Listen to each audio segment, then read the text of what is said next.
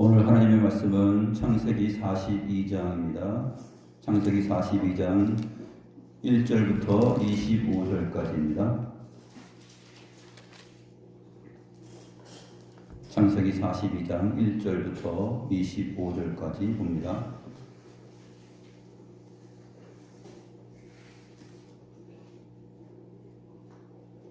제가 하나님의 말씀을 받들어 있습니다. 그때 야곱이 애굽에 곡식이 있음을 보고 아들들에게 이르되 너희는 어찌하여 서로 바라보고만 있느냐. 야곱이 또 이르되 내가 들은즉 저 애굽에 곡식이 있다 하니 너희는 그리로 가서 거기서 우리를 위하여 사오라. 그러면 우리가 살고 죽지 아니하리라 하매 요셉의 형 10사람이 애굽에서 곡식을 사려고 내려갔으나 야곱이 요셉의 아우 베냐민은 그의 형들과 함께 보내지 아니하였으니 이는 그의 생각에 재난이 그에게 미칠까 두려워함이었더라. 이스라엘의 아들들이 양식 사러 간 자중에 있으니 가나안 땅에 기근이 있음이라. 때에 요셉이 나라의 총리로서 그 땅 모든 백성에게 곡식을 팔더니 요셉의 형들이 와서 그 앞에서 땅에 엎드려 절하매 요셉이 보고 형들인 줄을 아나 모르는 채 하고 엄한 소리로 그들에게 말하여 이르되 너희가 어디서 왔느냐. 그들이 이르되 곡물을 사려고 가나안에서 왔나이다. 요셉은 그의 형들을 알아보았으나 그들은 요셉을 알아보지 못하더라. 요셉이 그들에게 대하여 꾼 꿈을 생각하고 그들에게 이르되 너희는 정탐꾼들이라. 이 날의 틈을 엿보려고 왔느니라. 그들이 그에게 이르되 내 주여 아니니이다. 당신의 종들은 곡물을 가지러 왔나이다. 우리는 다 한 사람의 아들들로서 확실한 자들이니 당신의 종들은 정탐꾼이 아니니이다. 요셉이 그들에게 이르되 아니라 너희가 이 나라의 틈을 엿보러 왔느니라. 그들이 이르되 당신의 종 우리들은 12 형제로서 가나안 땅 한 사람의 아들들이라. 막내 아들은 오늘 아버지와 함께 있고 또 하나는 없어졌나이다. 요셉이 그들에게 이르되 내가 너희에게 이르기를 너희는 정탐꾼들이라 한 말이 이것이니라. 너희는 이같이 하여 너희 진실함을 증명할 것이라. 바로의 생명으로 맹세하노니 너희 막내 아우가 여기 오지 아니하면 너희가 여기서 나가지 못하리라. 너희 중 하나를 보내어 너희 아우를 데려오게 하고 너희는 갇히어 있으라. 내가 너희의 말을 시험하여 너희 중에 진실이 있는지 보리라. 바로의 생명으로 맹세하노니 그리하지 아니하면 너희는 과연 정탐꾼이니라 하고 그들을 다 함께 3일을 가두었더라. 사흘 만에 요셉이 그들에게 이르되 나는 하나님을 경외하노니 너희는 이같이 하여 생명을 보존하라. 너희가 확실한 자들이면 너희 형제 중 한 사람만 그 옥에 갇히게 하고 너희는 곡식을 가지고 가서 너희 집안에 굶주림을 구하고 너희 막내 아우를 내게로 데리고 오라. 그러면 너희 말이 진실함이 되고 너희가 죽지 아니하리라 하니 그들이 그대로 하니라. 그들이 서로 말하되 우리가 아우의 일로 말미암아 범죄하였도다. 그가 우리에게 애걸할 때 그 마음의 괴로움을 보고도 듣지 아니하였으므로 이 괴로움이 우리에게 임하도다. 루벤이 그들에게 대답하여 이르되 내가 너희에게 그 아이에 대하여 죄를 짓지 말라고 하지 아니하였더냐. 그래도 너희가 듣지 아니하였느니라. 그러므로 그의 핏값을 치르게 되었도다 하니 그들 사이에 통역을 세웠으므로 그들은 요셉이 듣는 줄을 알지 못하였더라. 요셉이 그들을 떠나가서 울고 다시 돌아와서 그들과 말하다가 그들 중에서 시므온을 끌어내어 그들의 눈앞에서 결박하고 명하여 곡물을 그 그릇에 채우게 하고 각 사람의 돈은 그 자루에 도로 넣게 하고 또 길 양식을 그들에게 주게 하니 그대로 행하였더라.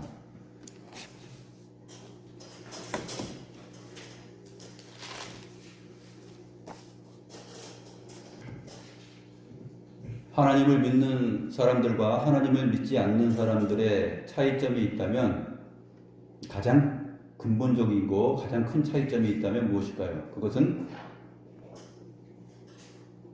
각 사람의 인생과 세상의 역사가 하나님의 주권하에 움직이고 하나님의 섭리에 의해서 진행된다라는 것을 믿고 사는 사람들이 하나님의 백성이라면, 그렇지 않고 나의 삶과 또 세상 역사는 여러 가지 우연들 가운데 일어나게 되고 그 우연들 속에서 고통도 오고 행복도 온다라고 이렇게 막연하게 생각하는 것들입니다. 그리고 그것을 돌파하고 그것을 이겨내는 힘은 나로부터 나온다. 아니면 또 누군가에 의해서, 누군가의 도움에 의해서 될 수도 있다. 이렇게 이 정도로 생각하는 것이 하나님을 믿지 않는 세상 사람들의 생각일 것입니다. 성경은 여러 가지 다양한 큰 내용들을 말하지만 가장 중심이 되는 것은 하나님께서 온 우주 만물을 창조하신 분이시고 하나님께서 온 우주 만물을 돌보시고 역사와 시대 속에 적극적으로 관여하시고, 이 적극적으로라는 표현보다도 오히려 하나님의 섭리를 떠나서는 풀 한 폭이 또 곤충 한 마리도 티끌 하나도 자기 힘으로 자기 의지와 능력으로 움직일 수 없다 하는 것을 우리는 생각해야 합니다. 그렇지만 사람들은 하나님께서 이 온 우주 만물을 창조하시고 섭리에 나가신다, 역사의 주관자가 되신다, 인생의 주인이 되신다 하는 사실을 놓치고 살아가죠. 그래서 하나님께서는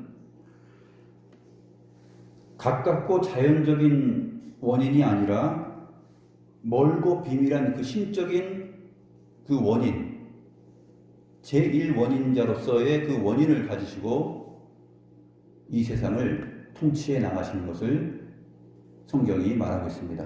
그것을 오늘도 오늘 본문의 내용을 통해서 우리가 살펴볼 것입니다.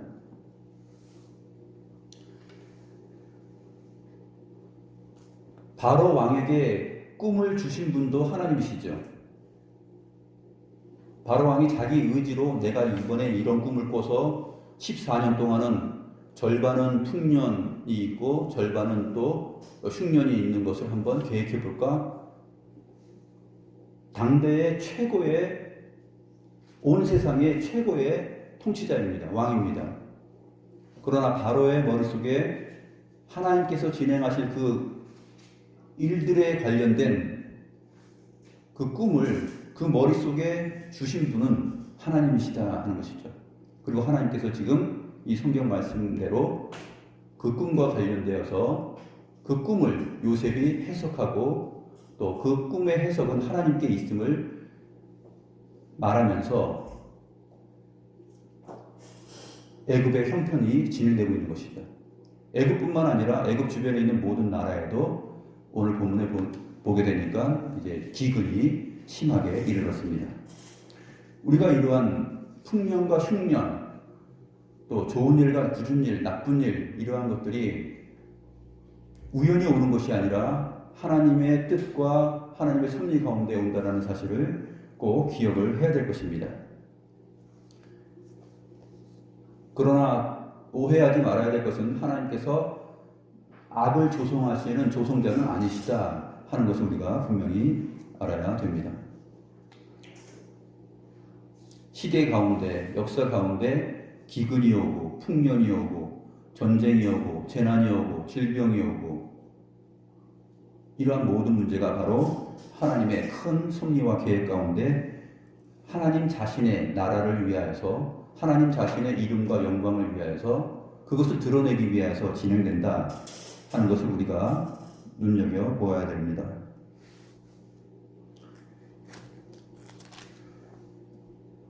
이사야서 45장 7절 말씀을 보게 되면 나는 빛도 짓고 어둠도 창조하며 나는 평안도 짓고 환난도 창조하나니 나는 여호와라 이 모든 일들을 행하는 자니라.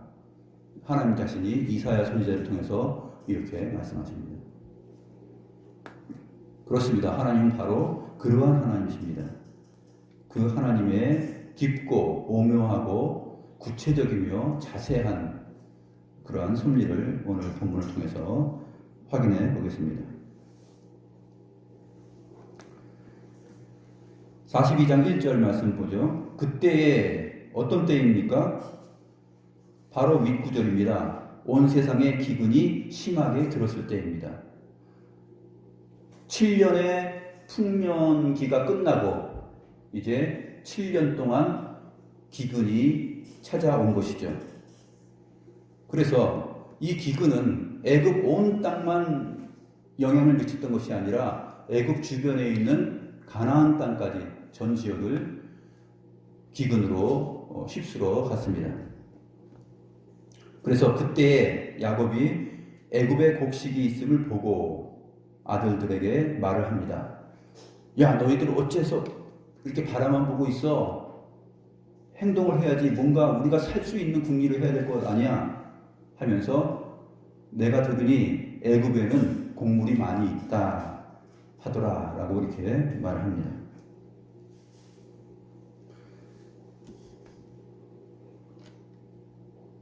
요셉의 형 10사람을 야곱이 애굽으로 보냅니다. 오늘 본문을 보게 되면 1절부터 이제 곡식이라는 단어가 나타나고 또 2절에도 나타나고 곡식 또 애굽의 곡식을 사려고 내려갔으나 하면서 3절도 곡식이라는 단어가 나옵니다.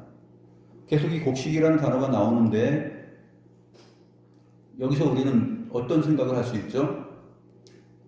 요셉이 일찍이 꿈을 꾸었던 그 꿈의 내용을 우리가 생각해 볼 수 있습니다. 창세기 37장 요셉이 꾼 꿈 첫 번째 이야기에서 어떤 얘기를 합니까? 우리가 밭에서 곡식단을 묶더니 내 단은 일어서고 당신들의 단은 내 단을 둘러서서 절하더이다. 지금 이제 시작부터 하나님께서 요셉에게 일찍이 몇 년 전이냐면 20년이 지났어요. 20몇 년 전에 있었던 그 꿈을 곡식이라는 단어로 연상시킵니다. 요셉이 형들에게 내 곡식단에게 형들의 곡식단이 절하더군요. 이렇게 얘기하니까 형들이 다 미워해서 그를 죽이려고 했었죠. 근데 정말 20년이 지났습니다. 20년이 넘게 지났는데 요셉이 형들에게 이 꿈 얘기를 하고 또 형들을 찾아가서 형들의 분노를 사서 이스마엘 상인들에게 팔려갈 때 나이가 17세예요. 37장 2절에 나오죠. 그때 요셉이 17세의 소년이었다. 17세 때 애굽으로 팔려갑니다.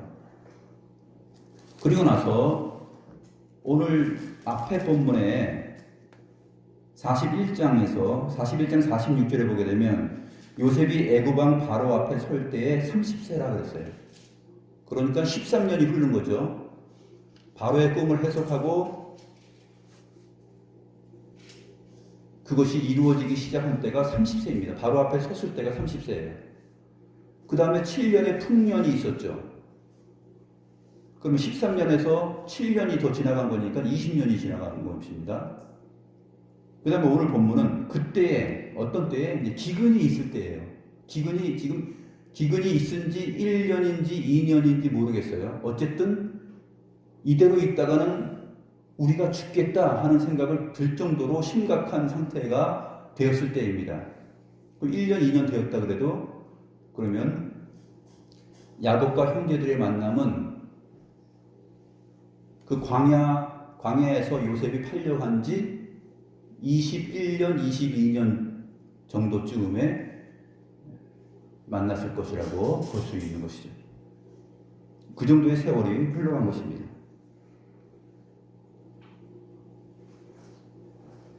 17세 고등학생의 모습에서 이제는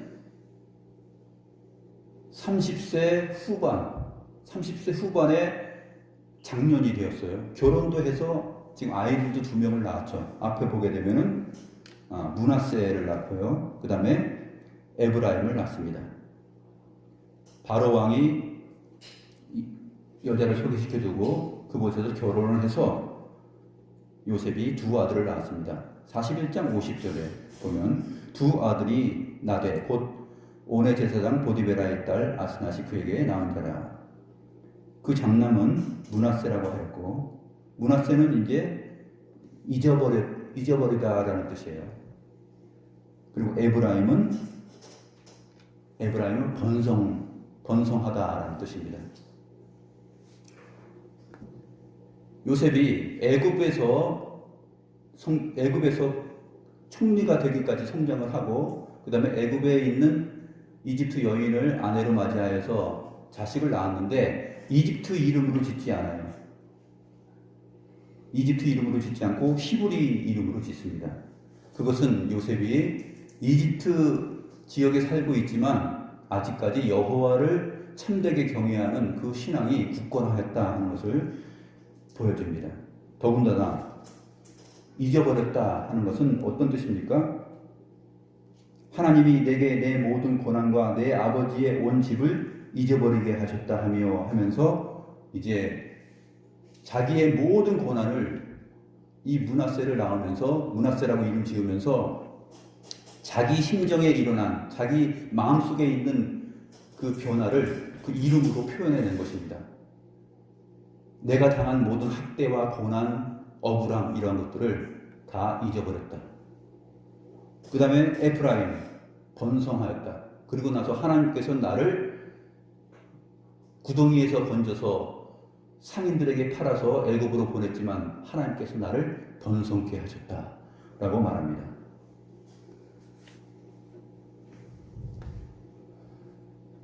나중에 창세기 49장에 가게 되면 요셉에 대한 예언이 나올 때 어떤 얘기가 나오냐면 요셉의 가지는 담장 너머로 뻗어나간다라는 표현이 있어요.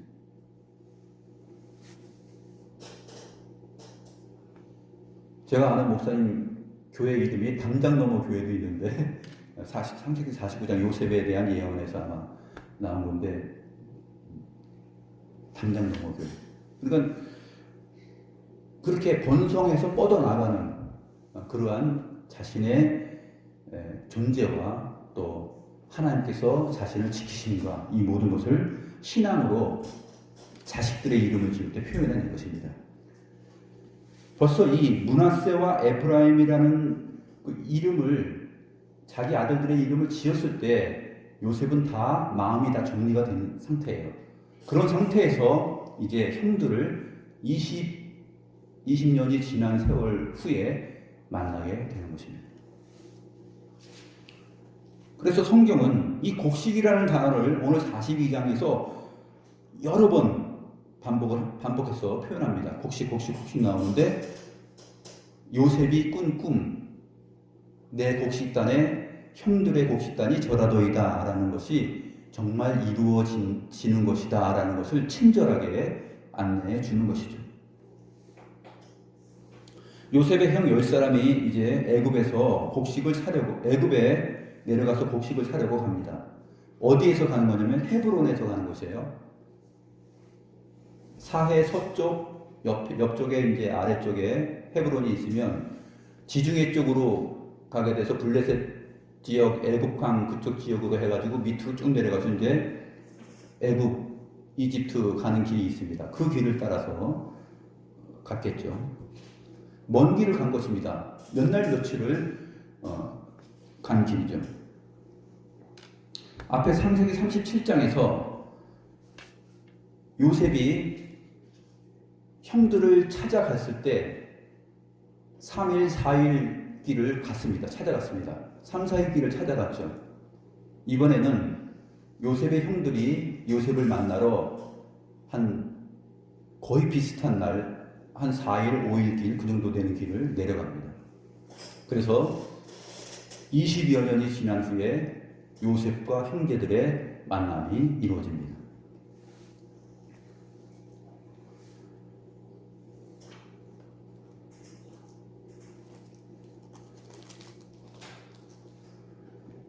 하나님께서 이렇게 애굽 온 땅에 흉년도 들게 하시고 심각한 기근, 흉년도 들게 하신 이유는 무엇일까요?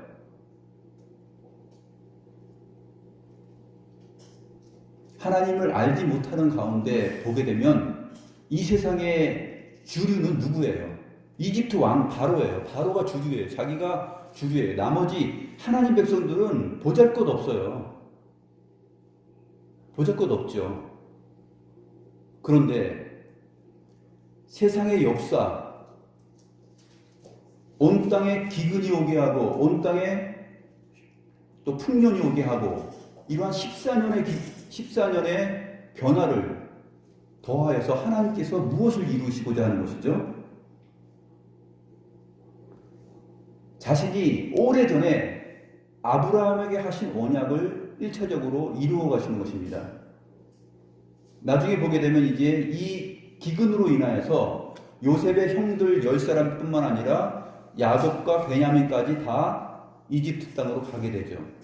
그래서 그 이후로 이방 땅에서 계기되어서 4대 동안 430년 동안 살아갑니다.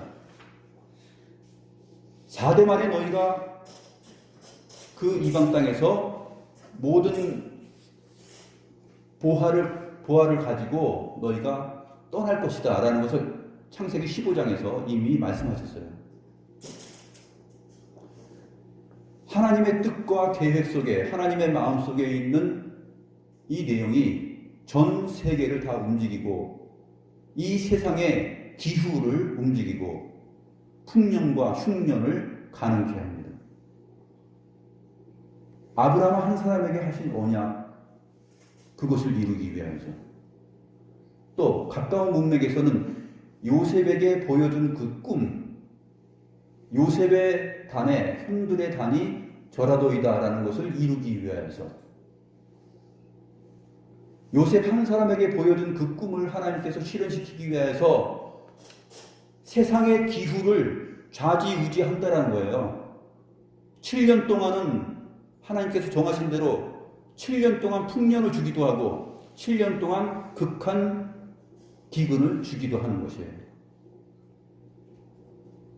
하나님을 알지 못하는 사람들이 그것을 알까요?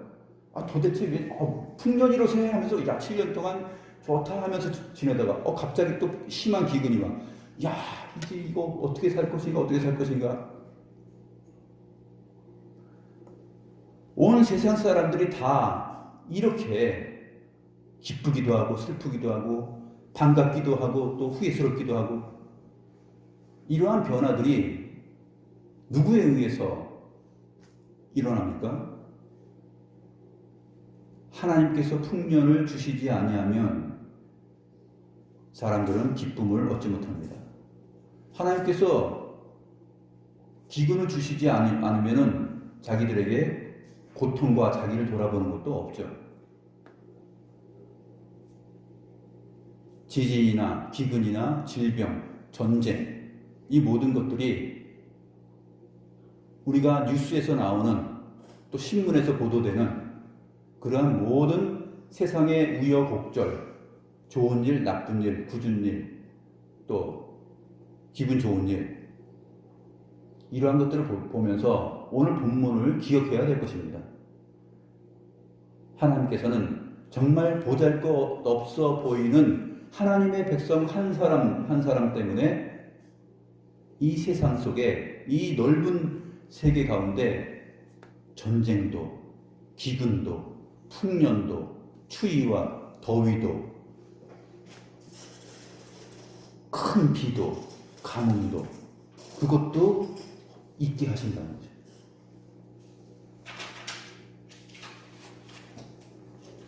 그러나 세상 사람들은 하나님의 역사의 주관자 되심과 하나님의 경영을 빼놓고 자기 안에서 생각하고 자기 안에서 답을 찾아가려고 하고 여러 가지 운동을 하게 되는 것이죠. 거기에는 본질적이고 궁극적인 답은 없는 것입니다.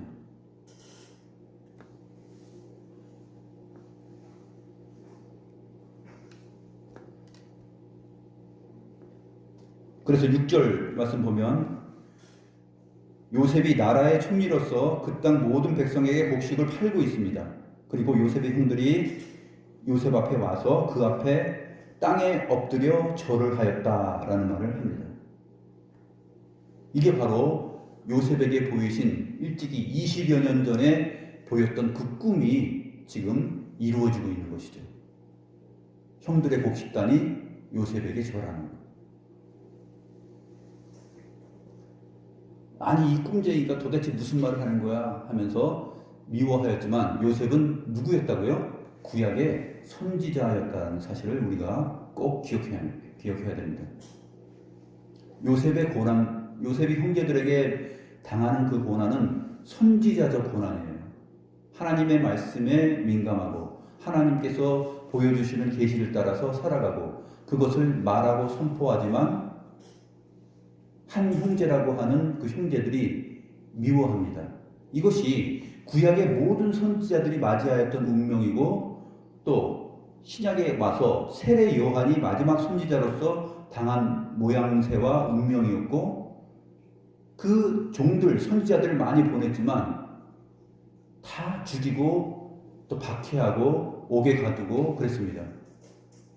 주님께서 그 포도원 그 주인 비유를 들죠. 마태복음에서. 마태복음 21장에서 비유를 듭니다. 한 집주인이 농부들에게 이제 새로 주고 타국에 갔을 때 종들을 보내니까 종들을 다 죽이고 돌로 쳐서 심히 때리고 학대합니다. 후에 이 주인이 어떻게 생각하냐면 자기 아들을 보내며 말합니다. 내 아들을 보내면 존대하겠지 하였으나 농부들이 어떻게 대합니까? 그 아들을 보고 서로 말하되 이는 상속자니 자 죽이고 그의 유산을 차지하자 이렇게 말합니다. 마태복음 21장 33절 이하에 있는 내용입니다. 이 말씀이 누구를 향하여 말한 거냐면 45절에 보게 되면 대제사장들과 바리새인들이 예수의 비유를 듣고 자기들을 가리켜 말씀하신 줄을 알고 잡고자 하나 무리를 무서워하니 이는 그들이 예수를 선지자로 알미더라.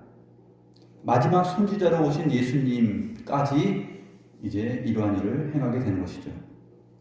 이 맥락에서 요셉이 구약 족장 시대의 선지자였다 하는 사실을 우리가 기억하면서 이 말씀을 보아야 됩니다.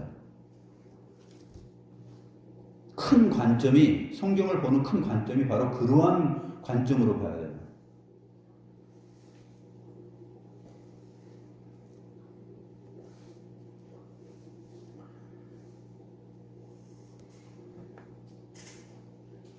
(20년이) 지난 후에 요셉과 형들의 이 운명적인 만남 어떻게 보여집니까? 요셉은 형들을 찾으러 갔을 때 그때 20여 년 전에는 어떤 만남이었어요?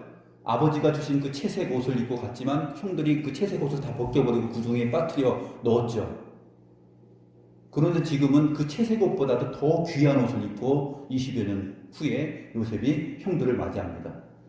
이집트의 최강국의 세계 최강의 나라의 총리로서의 옷을 입고 멋진 모습으로 품격으로 형들 앞에 나타납니다.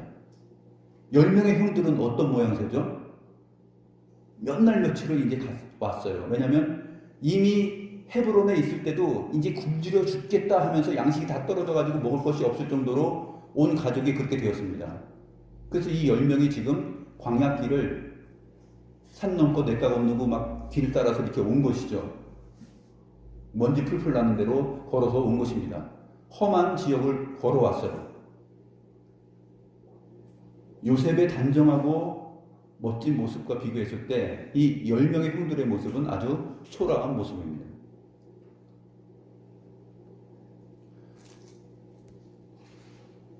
오늘 본문을 영화로 본다고 생각해보세요. 영화로. 누군가 영화를 만들어서 이것을 표현한다고 생각해보세요. 그러한 표현을 보면서 우리가 글자를 보지만 이러한 표현을 통해서 상황을 볼 수 있어야 됩니다. 요셉의 형들이 그 앞에 바로 그 애굽의 총리 요셉 앞에 엎드려서 절을 합니다. 요셉은 보고 형들인 줄 알았습니다. 딱 보고 알죠.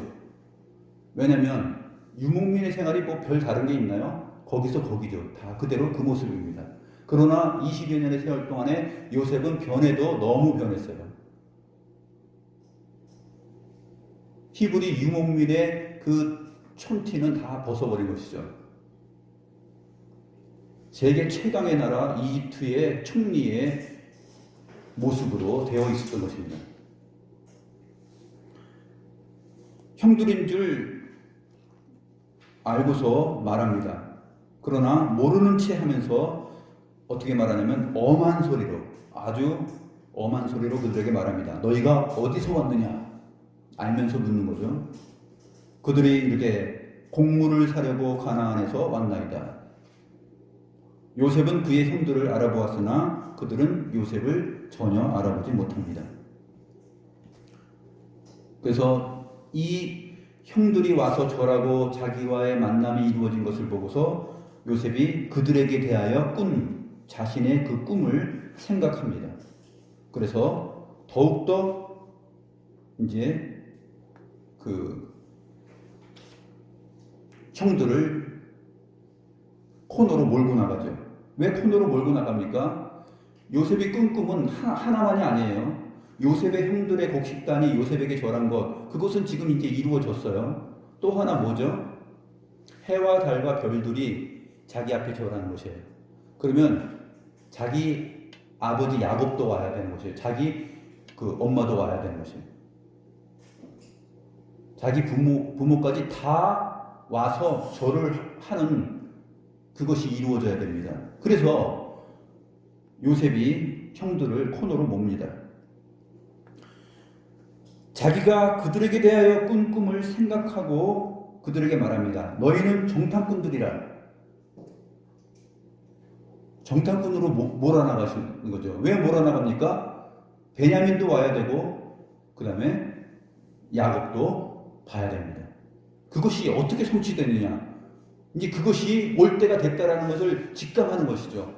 하나님께서 지금 20여 년이 지난 후에 이 풍년과 기근이라는 이 조화 속에서 섭리하셔서 형들을 내 앞에서 꿇어 절하게 하셨다. 그러나 또 한 가지, 하나님께서 나에게 일찍이 주셨던 20여 년 전의 그 꿈, 해와 달과 별들이 또 엎드려 절하게 될 것, 그것까지도 내다보면서 이제 형들을 코너로 몰아갑니다. 너희는 정탐꾼들이라. 사실 이 본문에서 보게 되면 여러 가지 이제 모티브가 이제 서로 겹쳐서 나오는데, 과거에 형들의 입장에서 누가 정탐꾼이었어요? 요셉이 정탐꾼이었죠. 요셉이 정탐꾼이었습니다. 37장 2절에 보게 되면 요셉이 형들의 잘못을 보고 아버지에게 말하였다 이렇게 시작하고 있죠. 요셉이 형들의 자잘못을 다 보면서 정탐하면서 이 형들이 제대로 살고 있나 그것을 아버지에게 다 말했어요. 또 37장 14절에서 그래서 야곱이 요셉에게도 말을 하죠. 가서 내 형들과 양떼가 다 잘 있는지를 보고 돌아와 내게 말하라. 정탐하고 오라는 거잖아요. 누굽니까? 누가 정탐꾼이에요? 요셉이 정탐꾼이었죠. 이것은 하나님의 나라에 좋은 정탐꾼이에요. 형들이 하나님 백성, 언약 백성으로서 곁길로 가나 안 가나 그것을 살피는 정탐꾼 역할을 요셉이 선지자로서 하였던 것입니다. 그런데 요셉이 형들에게 이제 말합니다. 너희는 정탐꾼이다. 이 용어는 요셉의 형들이 요셉을 향하여서 썼던 용어예요. 이 정탐꾼아, 이 고자질쟁이야. 또 뭘 일려바치려고? 네가 우리를 이렇게 정탐해가지고 또 아버지한테 다 말하려고 또 왔구나, 이 정탐꾼아. 늘 들어왔던 얘기예요.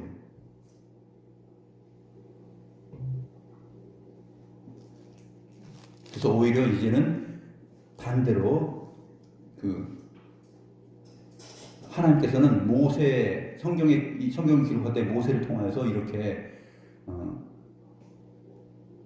뒤바뀌는 운명의 표현을 지금 표현해 주고 있는 것입니다.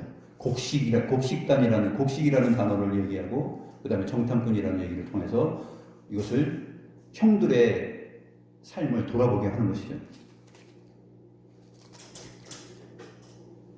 형들이 말합니다. 11절 우리는 다 한 사람의 아들들로서 확실한 자들이니 당신의 종들은 정탐꾼이 아닙니다. 우리는 정탐꾼이 아닙니다. 우리는 다 한 사람의 아들들입니다.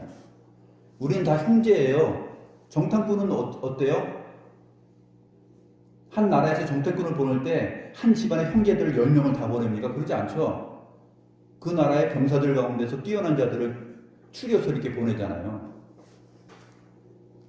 여호수아 때도 그랬죠. 정탐꾼을 보낼 때 각 지파별로 한 사람씩 선택해가지고 우수한 사람을 정탐꾼으로 보내잖아요. 그러니까 그런 맥락에서 지금 얘기하는 거예요. 우리는 그렇게 뽑혀서 온 정탐꾼이 아니라는 것이죠. 우리는 한 사람의 아들들입니다. 이렇게 얘기를 합니다. 요셉이 말합니다. 아니라 너희가 이 나라의 틈을 엿보러 왔느니라. 이 나라의 틈을 엿보러 왔다는 틈이라는 단어는 직역하면 뭐냐면 약함이에요. 이 나라의 어디가 약한가 그것을 보려고 너희가 엿보러 왔다. 그러면서 너희는 정탐꾼이야 하면서 몰아붙입니다. 그러니까 이 형들이 자기들이 정탐꾼이 아니라는 것을 말하기 위해서 정확한 신분, 자세한 신분을 얘기합니다. 당신의 종 우리들은 12형제로서 가나안 땅 한 사람의 아들들이라. 막내 아들은 오늘 아버지와 함께 있고 또 하나는 없어졌나이다. 이제 좀 더 정확한 얘기가 나오죠. 왜 좀 더 정확한 얘기가 나옵니까? 이 정확한 얘기를 나오게 하고 아버지와 베냐민 아들까지 다 이집트로 오게 하는 그 하나님의 섭리와 역사의 손길이 이러한 답을 나오게 하는 것이에요. 이 형들은 정말로 자기들이 진실을 말하는 것임을 알아달라고 하면서 자기들의 자세한 상황을, 신분을 설명합니다. 여기서 주목할 거, 막내 아들은 오늘 아버지와 함께 있지만 또 하나는 없어졌나이다. 또 하나 없어진 아들은 누구예요? 또 하나는 없어졌는데 그 없어진 자가 바로 요셉 자신이잖아요. 이제 진실의 공방전이 이제 요셉과 형들의 만남 속에서 쭉 이어져 가는 것입니다.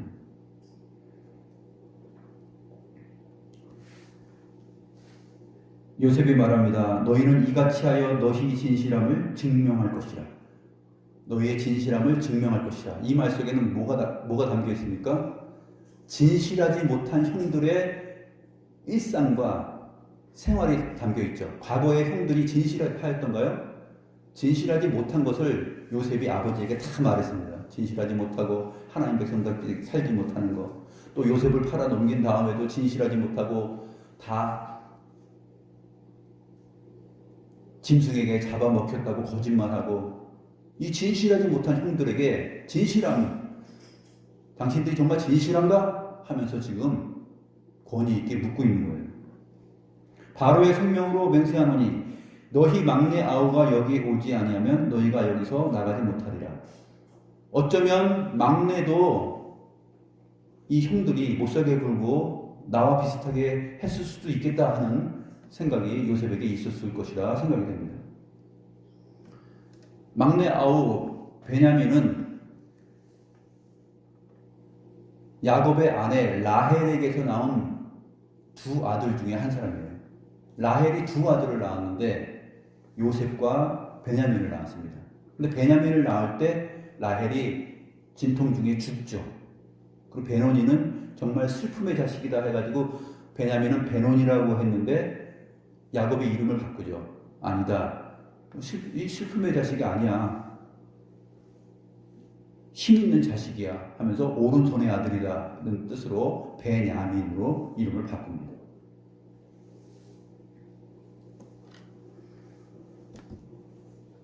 베냐민은 사실 생각해보면 라헬이 출산하는 가운데 죽었어요. 그러니까 어머니의 젖을 먹지 못하고 자랐을 것이라는 것을 알게 됩니다. 어머니 얼굴도 보지 못했어요. 그리고 어머니의 젖을 양분으로 먹으면서 크지도 못했습니다.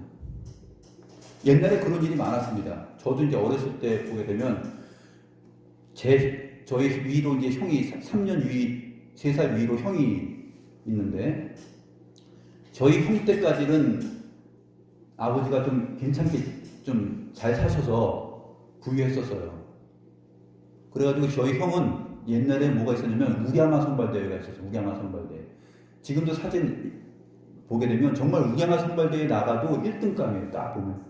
뭐 생긴 거며 몸이며 다 우량아 선발대회 그 모습이에요. 근데 저는 저 태어날 때는 너무너무 어렵게 돼가지고 저희 어머니가 젖을 못 먹였어요. 못 먹이고 저는 뭘 먹고 컸냐면 쌀뜨물 먹고 컸어요. 저희 어머니 마음속에 항상 형은 걱정이 안 돼요. 형은 건강하니까. 근데 저는 쌀뜨물 먹고 컸어요. 그러니까 항상 걱정돼요. 운동을 좋아해가지고 이제 좀 달리기를 잘하고 그러니까 학교 가면은 이제 육상부에서 막 와가지고 너 육상도 해라 막 했는데 쌀뜨물 먹고 뛰니까 오래 달리지를 못해요. 단거리는 잘 달리는데. 라헬이 낳은 베냐민 막내 아들이 어쩌면 그랬을 수도 있다라는 것이죠. 아주 부모에게 야곱에게 있어서는 아주 애틋한 자식이에요. 막내 아들이면서 동시에 자기가 가장 사랑했던 아내 라헬이 죽으면서 낳은 자식이고 어머니 젖도 못 먹고 자란 자식이에요.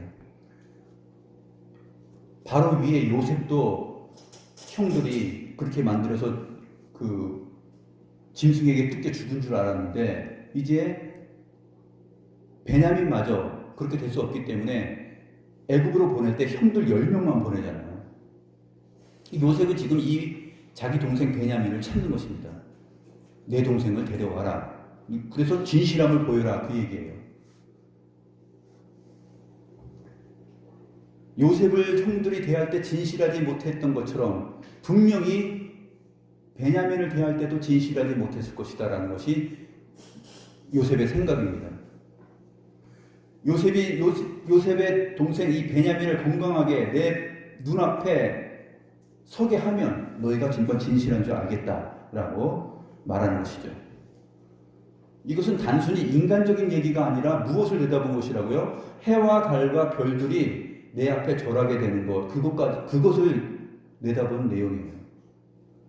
그래서 계속해서 그들의 진실을 얘기하고 있는 것이에요. 그들의 양심. 진실치 못한 것을 계속 두드리는 것이에요. 너희가 정말 진실해? 진실해? 이제 진실하냐? 계속 그 진실하지 못한 그 양심의 문을 요셉이 자극하는 거예요. 계속. 그래서 자기들은 진실하다고 하죠.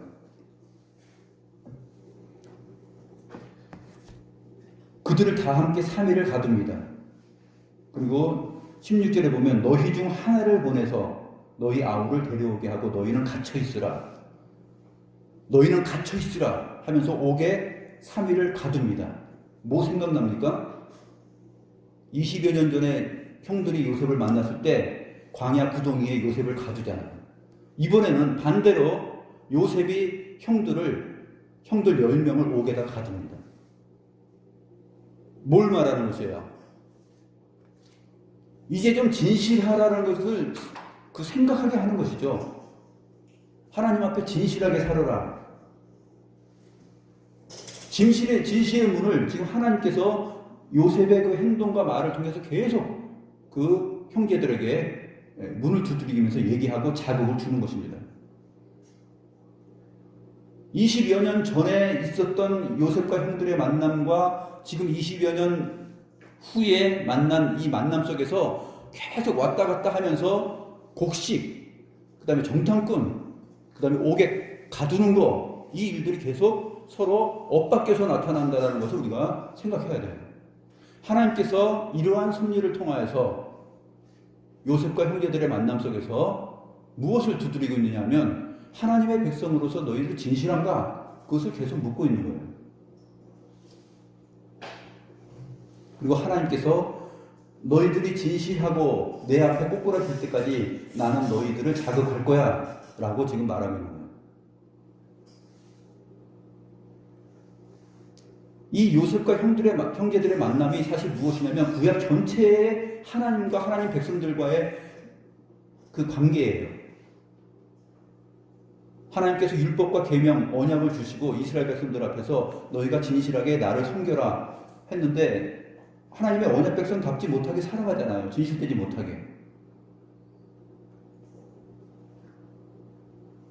신구약 성경은 예수님도 오셔서 계속 그것을 묻고 있는, 제자들에게 묻고 있는 것이고 바리새인과 서기관들에게 그것을 묻고 있는 것이고 또 대제사장들에게 그것을 묻고 있는 것이죠.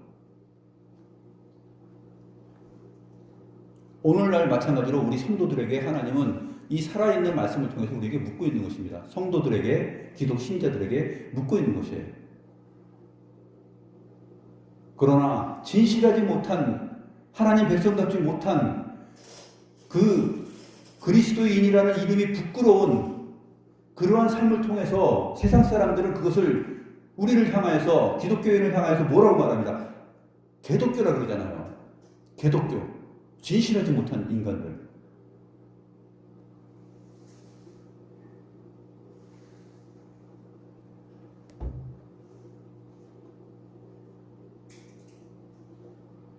(3일을) 가진 다음에 18절에 보니까 3일 만에 요셉이 말을 합니다. 나는 하나님을 경외하노니 너희는 이같이 하여 생명을 보존하라. 놀라운 말이죠. 이집트의 총리인데 누가 봐도 이집트 사람이에요. 그렇죠? 히브리인이 아니에요. 그런데 그 입에서 말을 합니다. 나는 하나님을 경외하노니. 이 말은 어떤 언어로 했을 것 같아요?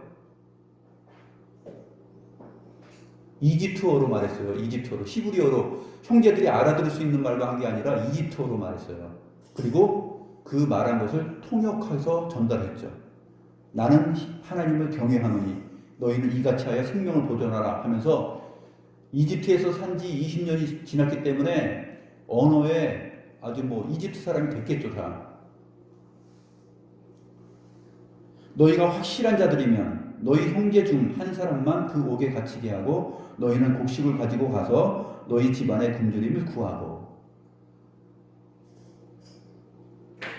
자기가 하나님을 경외하는 사람이다라는 것을 소개하고 너희의 생명을 보존하라. 하나님을 경외하는 자는 어떤 모습이 나와야 됩니까? 어떤 인격이 나와야 돼요? 그렇게 기근 속에서 굶주리면서 찾아온 자들에게 너희의 생명을 보존하라 하면서 관대함, 긍휼, 사랑, 은혜 그것을 베푸는 자여야죠. 그러니까 하나님을 경외하는 자의 모습 속에서는 하나님의 모습이 보여야 되는 것이죠. 반대로 형제들에게 너희가 정말 진실하냐 했을 때 그들은 하나님을 경외하는 자로서의 진실함이 보이지 않았다는 것이죠.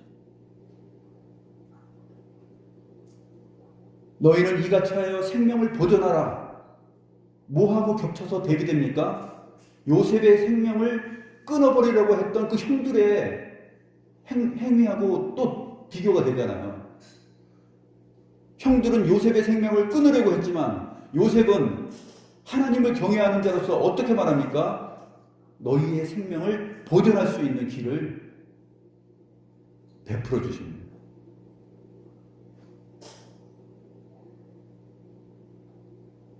그래서 이제 바뀌죠. 16절에서는 10명 중에서 하나를 보내라고 했는데 나는 하나님을 경외하노니 라고 말한 다음에는 완전히 바뀝니다. 19절 너희가 확실한 자들이면 너희 형제 중 한 사람만 그 옥에 갇히게 하고 너희는 곡식을 가지고 가서 너희 집안의 굶주림을 구하고. 16절에서는 너희는 다 갇히고 너희 중에 하나를 보내서 너희 아우를 데려오게 하라 그랬어요. 근데 19절에서는 반대로 너희 중에 한 사람만 옥에 있고 나머지 9은 가서 너희 집안을 구하라. 굶주림으로부터 구해라. 이렇게 말합니다. 왜 그럽니까? 나는 하나님을 경외하는 자예요.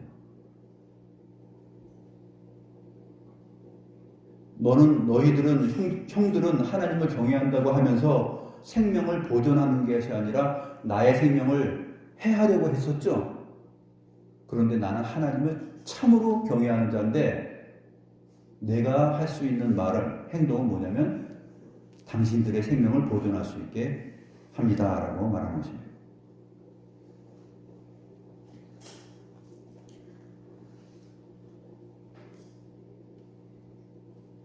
이 흐름 속에서 21절, 22절 형들이 이제 변합니다. 형제들이 말하죠. 우리가 아우의 일로 말미암아 범죄하였도다. 앞에서는 어떻게 했죠? 너희 정탐꾼이지? 근데 우리는 진실합니다 하면서 자기들을 진실하다고 했어요.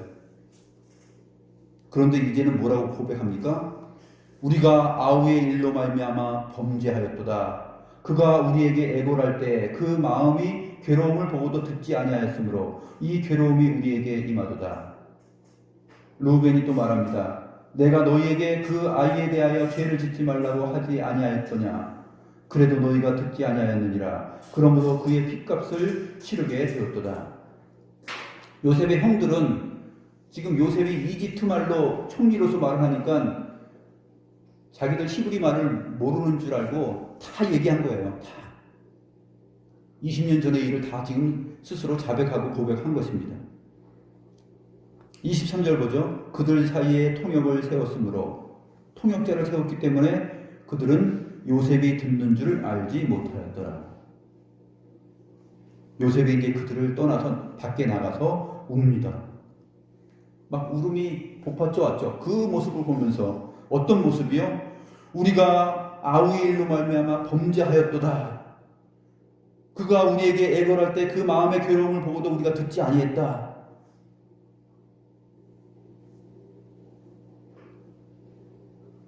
이런 말들이 형들의 입에서 이제 진실해진 거예요. 이제 진실해지니까 하나님 경외하는 자답게 진실함이 나오고 막 다 고백되고 나오니까 요셉의 마음이 이제 막 울음이 막 터져 나오는데 그것을 참을 수가 없어서 밖으로 나갑니다. 밖으로 나가서 울고 실컷 울고 다시 돌아와서 그들과 말하고 이렇게 말합니다.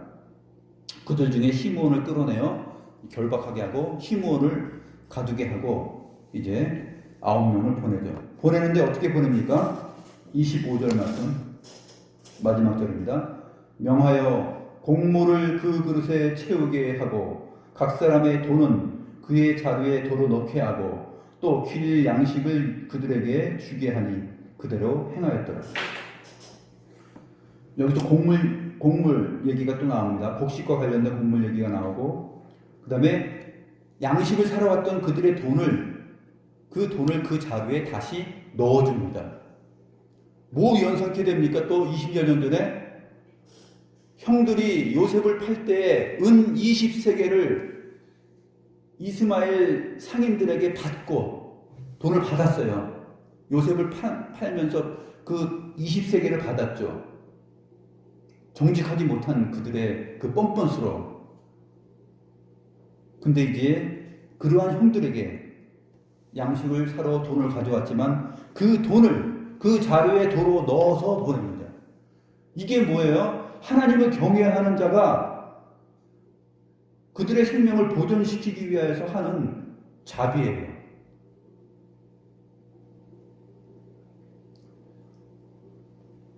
우리들이 자신 없는 게 우리 자신을 생각해 보면 우리 형제가 내가 만약에 형제들에게 이러한 일을 당했다면은 내가 그 형들을 어떻게 대했을 것 같습니까? 장담하지 못할 것 같아요. 그러나 하나님을 경외하는 그 은혜가 하나님으로부터 오는 그 은혜와 사랑의 빛이 나를 감쌌다면 우리도 역시 그렇게 할 것입니다. 그런데 우리가 그렇게 하지 못한다면 그 형제들을 미워하고 아주 증오의 눈으로 바라보고 얼굴 대하기도 싫다 그러고 그냥 옥에 쳐넣어서 그냥 없애버리고 싶은 마음이 들고 뭐 살든지 죽든지 상관없다 이렇게 막 나갈 거 아닙니까? 요셉이 그렇게 하지 않았다는 것입니다. 그 돈을 그 자루에 도로 넣어서 주고 또 길 갈 때 먹을 양식까지 주어서 돌려보냅니다.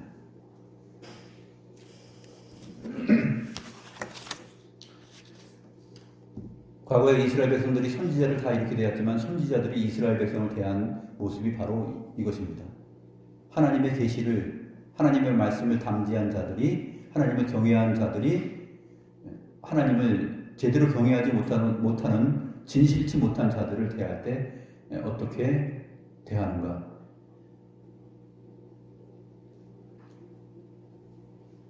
우리도 혹시 20여 년 만에 어떤 불미스러운 관계에 있던 형제들이나 어떤 사람을 만나게 되면 우리가 하나님을 경외하는 자로서 그들에게 하나님의 은혜와 용서와 자비와 사랑, 긍휼 그것을 가지고 그들을 대하여야 될 것입니다. 그러나 하나님은 그들에게 물으시죠. 뭘 물으시냐면 너희가 정말 진실하냐? 하고 코너까지 몰고 갈 것입니다. 하나님의 형제들을 코너까지 몰고 가서 고백하고 자백하게 만들죠.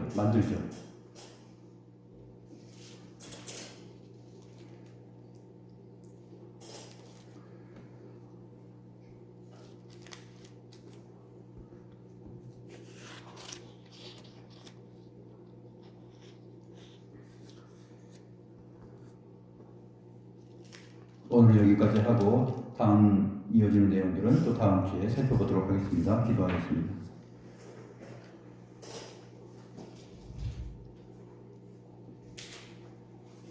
하나님 아버지, 우리가 하나님을 경외하는 자들로서 하나님의 참된 진리의 말씀의 빛을 담지하였다면 정말 우리에게 나타날 수 있는 인격과 성품과 성향은 바로 용서와 사랑과 긍휼과 은혜와 자비의 마음을 가지고 사람을 대하는 것입니다. 또 하나님께서는 그렇지 못한 자들에게는 막연하게 은혜와 사랑을 입게 하지 아니하시고 그들의 양심을 노크하여서 두드려서 그들이 정말 진실되지 못하고 우리가 죄인이로소이다라는 자백을 반드시 받아냅니다. 이 두 사실을 오늘 본문을 통해서 바라봅니다. 하나님을 경외하는 자들에게는 은혜와 사랑과 용서와 긍휼과 자비의 삶이 나타나게 하시고 정직하지 못한 자들에게는 우리가 범죄하였도다, 죄인이로소이다, 우리의 그 핏값을 우리가 받는도다 라는 참된 자백이 나올 수 있는 그러한 은혜를 더하여 주옵소서. 하나님께 감사함을 드리며 온 우주 만물을 다스리시고 승리하시며 경영하시며 역사와 인생의 주관자가 되신 우리 구주 예수 그리스도의 이름으로 기도드립니다. 아멘.